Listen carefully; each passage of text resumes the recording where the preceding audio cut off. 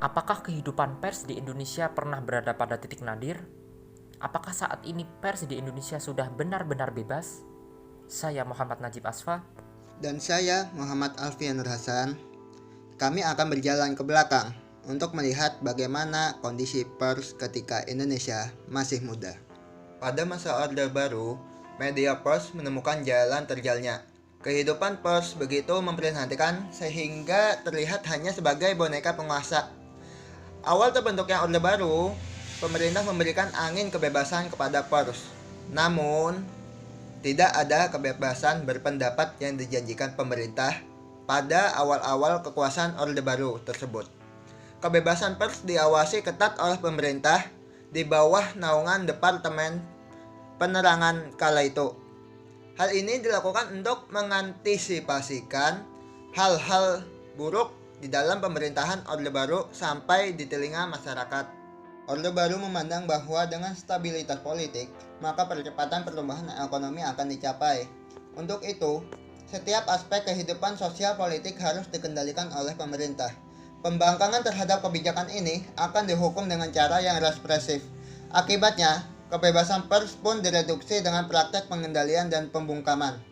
Pemerintah tak segan-segan memberedar surat kabar bila dinilai mengganggu stabilitas. Seperti pada tahun 1994, terjadi peristiwa pemberedaran 3 penerbit, yaitu majalah Tempo, Editor, dan tabloid Detik.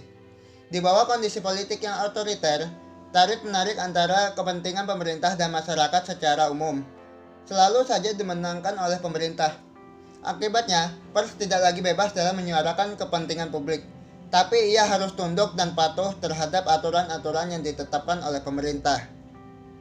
Pada tanggal 21 Mei 1998, pemerintahan Orde Baru lengser dan diangkatlah B.J. Habibie sebagai Presiden ketiga Republik Indonesia. Peristiwa politik ini menjadi pintu gerbang untuk menghirup udara bebas bagi media pers. Pasca reformasi ini, pemerintah mencabut sejumlah peraturan yang dianggap mengekang kehidupan pers. Kebebasan pers ini kemudian ditegaskan lagi lewat Undang-Undang Nomor 40 Tahun 1999 tentang pers. Undang-Undang Nomor 40 Tahun 1999 tentang pers menimbang bahwa kemerdekaan pers merupakan salah satu wujud kedaulatan rakyat yang menjadi unsur yang sangat penting untuk menciptakan kehidupan bermasyarakat, dan pers nasional dapat dijadikan wahana komunikasi maupun sebagai penyebar informasi. Dan pers juga ikut berperan dalam menjaga kedamaian dunia yang dapat dipercaya oleh khalayak luas. Kebebasan pers jelas membawa berbagai implikasi yang berdampak positif maupun negatif. Di antara dampak positifnya adalah pers mempunyai ruang gerak yang luas untuk mendapatkan informasi, bebas mewawancarai siapapun. Keleluasaan ini jelas akan mendorong agar pers bisa menjalankan fungsi kontrol sosial, mendidik, menghibur, dan menjadi penyebar informasi. Dampak yang lebih lanjut, pers diharapkan bisa mendorong tumbuhnya kehidupan demokratis di dalam masyarakat. Bukankah begitu, bro? Ya, tentu. Tetapi kebebasan pers ini juga tidak luput dari kelemahan. Tidak jarang pemberitaan pers di era kebebasan pers ini bersifat tendensius dan memojokkan pihak-pihak tertentu. Oleh karena itu, perlu adanya tanggung jawab pers dalam menyajikan berita kepada khalayak ramai. Untuk memastikan suatu perusahaan pers melakukan fungsi dan peranannya dengan baik serta bertanggung jawab, dibentuklah Dewan Pers. Sebagai lembaga yang independen, Dewan Pers mengeluarkan kebijakan verifikasi terhadap perusahaan pers yang ada di seluruh Indonesia. Verifikasi yang dimaksud merupakan proses pendataan perusahaan pers sebagaimana yang diamanatkan pada pasal 15 ayat 2G Undang-Undang Nomor 40 Tahun 1999 tentang pers, yaitu mendata perusahaan pers. Tanggung jawab pers tidak dapat dipisahkan dari kebebasan pers yang sekarang dinikmati oleh pers. Kebebasan tidak mungkin disertai tanpa tanggung jawab. Antara kebebasan dengan tanggung jawab merupakan dua mata rantai yang saling terkait. Pers bertanggung jawab kepada hukum dan perundang-undangan negara, bukan kepada pemerintah. Sebagai pedoman pelaksanaan kebebasan pers, dalam penjelasan Undang-Undang Nomor 40 Tahun 1999,